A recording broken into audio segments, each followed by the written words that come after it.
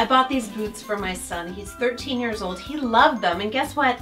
He never wears them. Sound familiar? I cannot get my 13-year-old to wear his winter boots. I keep on saying, Josh, you're gonna get sick if you don't wear your boots. And he goes, Mom, no, I'm not. And he goes to school in snowstorms in his shoes.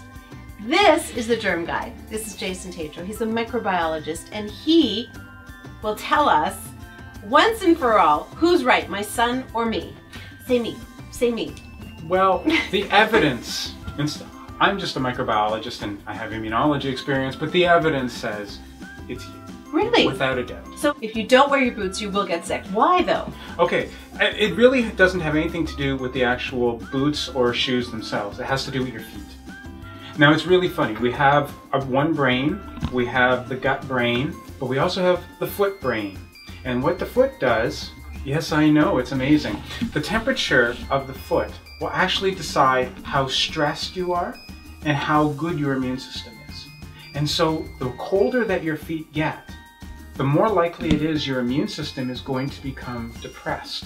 And when you have a depressed immune system, then bugs like the cold virus, the flu virus, all sorts of different types of bacteria, when they come in, they're like, hey, no one's trying to beat us up. And then they go right to work and you have an infection. So is it cold or is it wet, or does there need to be a combination of both? No, it's actually the cold itself. So if you happen to be just standing in the tundra and you're in your bare feet, the same thing is going to happen. So even though the wetness factor is going to play a role, because as we all know, the water is going to seep out any of that warmth from you, it just speeds it up.